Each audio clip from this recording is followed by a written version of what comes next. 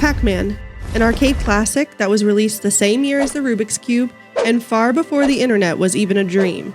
It released originally in Japan in 1980 with the name of Pac-Man and quickly captivated not only Japan but the whole world.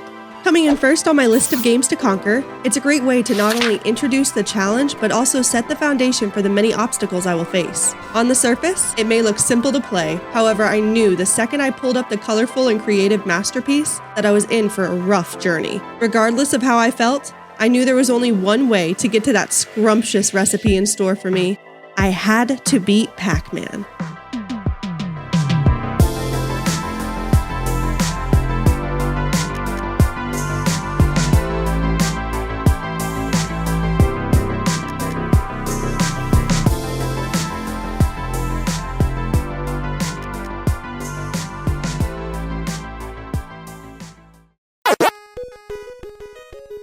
I'm sure many of you are asking the same question. How do you beat Pac-Man? This was the most common question when talking about this challenge with my friends and family. Even after several hours of research, the answer was still unclear. It appears even the internet has several definitions of beating the game. Many people state that reaching level 256 is the only way to win, but a deeper dive showed me that a winning run would take about 6 hours itself. This doesn't even begin to count the amount of hours I would be spending on failed attempts and crying inconsolably. While this challenge is supposed to be extreme, this would be borderline psychotic. For my own sanity's sake, I decided to continue researching to find a more reasonable answer. This led me to a community holding a treasure trove of explicitly defined win conditions, speedrun.com. Speedrunners are dedicated to finding a win condition and tirelessly reaching it over and over and over again. Each game has several categories containing different conditions for successfully beating a game. There are far too many unique categories to list here, but for Pac-Man, there are 3 main categories: 10,000 points, level completion, and arcade perfect score. 10,000 points seemed way too easy and didn't embody the challenge. Arcade perfect score included reaching 3,333,360 points, which seemed a bit too extreme. Level completion appeared to be a good balance between the two. The category was broken down into 3 subcategories: level 1 through 9, level 1 through 21, and split screen. Based on participation, it seemed there was a clear favorite: level 1 through 9. However, in the spirit of food, I decided that I needed to get each fruit from each level. Why should I be the only one getting to enjoy yummy food? Now that my win condition was clear, it was time to mentally prepare for the challenge ahead. My experience with Pac-Man was minimal, and my time in front of the Pac-Man game was always cut short by frustration and the inevitable sound of dread within the game. I expected to struggle a lot, but I knew that being able to eat the sweet treat of Pac-Man pellets was going to be the only thing to help me push through the trials that were ahead. I started without a plan in place. I hopped on a Pac-Man web browser and set out on a seemingly random path to success. After playing for a bit, I thought it may end up being easier than I originally expected. My runs were getting more consistent with more fruit consumed and less sad music. However, once getting to the last half of the levels, I realized I couldn't even begin to keep up with the increasing difficulty of the quick-moving ghosts. I felt discouraged and embarrassed that I'd even told anyone about my apparently inaccessible dream.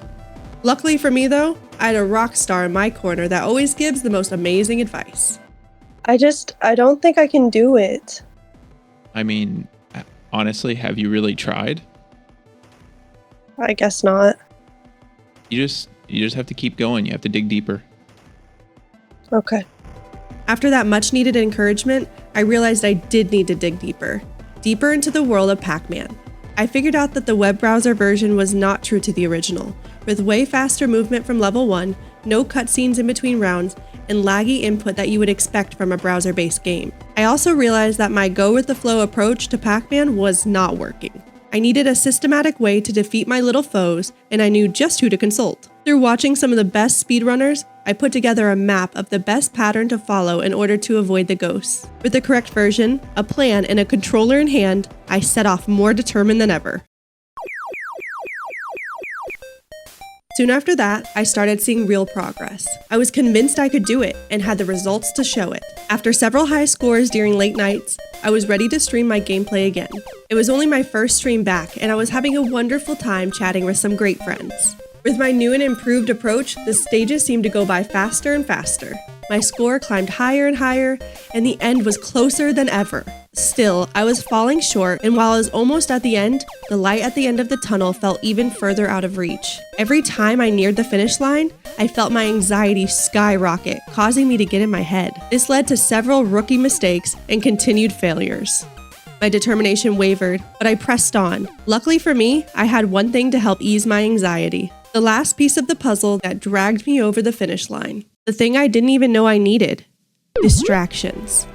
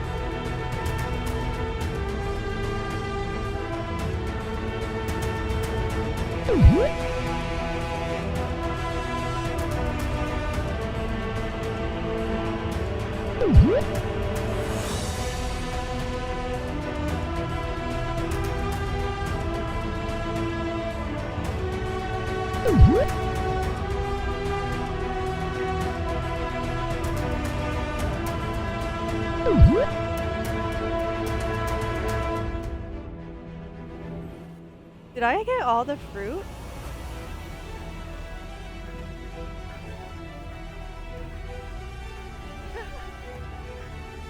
Oh, did I get all the fruit? Because if I got all the fruit, I might have just won. After what felt like just another lame attempt, I looked up from chat to realize that I had beat level 10. However, due to my distractions, I didn't quite know if I had actually beaten the challenge because I couldn't remember if I got all the fruit. After reviewing the footage, it was official. I had finally done it. I reached my win condition for Pac-Man in the first game in a long quest for gaming excellence. It felt surreal to have finally not given up on a game that seemed impossible to me, and most importantly, I learned a valuable lesson. You can't simply play a game for hours on end and expect to beat it. You have to take the time to learn, figure out what you are doing wrong, and constantly identify where you can improve. After all, isn't that what video games are all about?